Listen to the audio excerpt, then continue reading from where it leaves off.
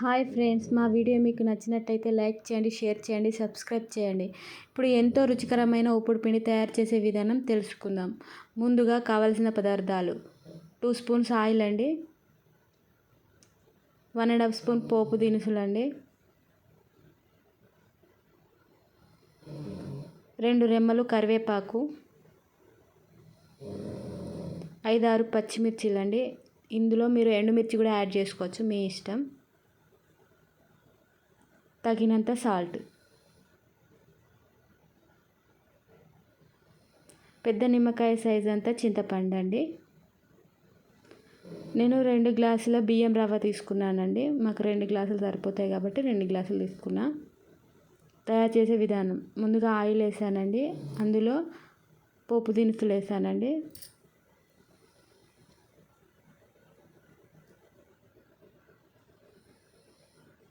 ఇంతకుముందు తీసుకున్న పచ్చిమిర్చి కట్ చేసి వేస్తున్నాను.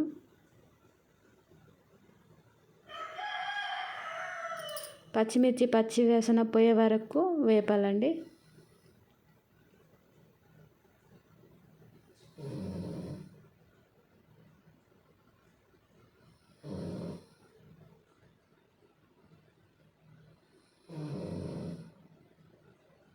రెండు రెమ్మల కరివేపాకు యాడ్ చేస్తున్నానండి. కరివేపాకు కూడా పచ్చివాసన పోయే వరకు వేపుకోవాలండి. ఇప్పుడు నేను 2 గ్లాసుల రవ్వ తీసుకున్నా కదండి, అదే గ్లాస్ తోటి 1 గ్లాస్ రవ్వకి 2 గ్లాసుల వాటర్ పోయాలండి.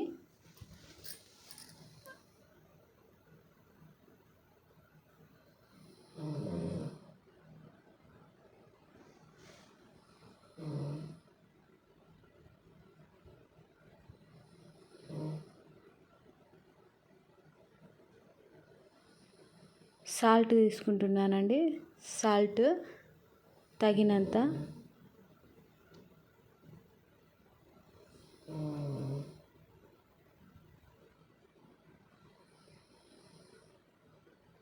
మనం ఏ గ్లాస్తో పిండి తీసుకున్నామో అదే గ్లాస్ తోటి వాటర్ వాడాలండి.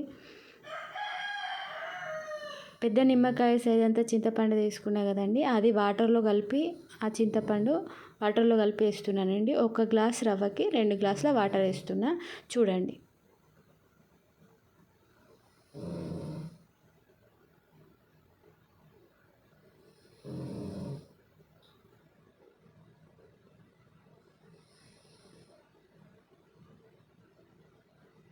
కొంచెం 2 గ్లాసులు ఒకటి వేసాను.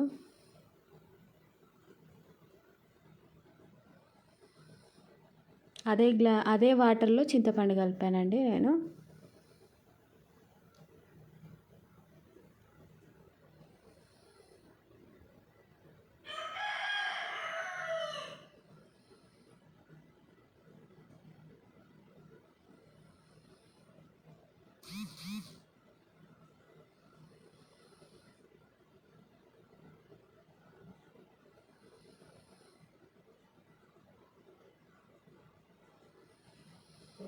కొన్ని తక్కువ పట్టినండి గ్లాసులో, అందుకే మళ్ళీ పోసాను.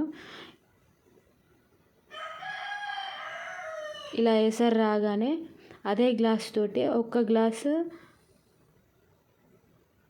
పిండికి 2 గ్లాసుల వాటర్ తీసుకున్నాం కదా, అదే గ్లాస్ తోటి ఇప్పుడు నేను పిండి తీసుకుంటున్నానండి. బియ్యం రవ్వ యాడ్ చేస్తున్నా, చూడండి. వేస్తూ కలపాలండి, లేకపోతే ముద్దలా తయారవుతుంది.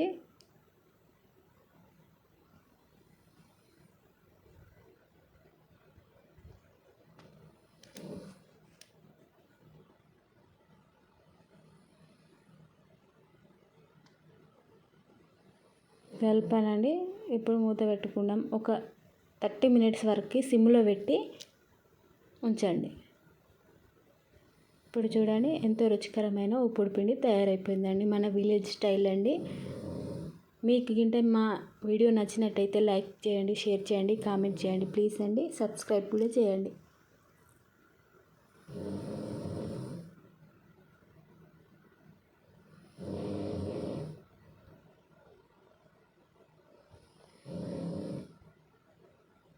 చూడండి చల్లబడిన తర్వాత ఎంత బాగుందో. చాలా టేస్టీగా ఉంటుందండి. మీరు కూడా ట్రై చేయండి ఇంట్లో.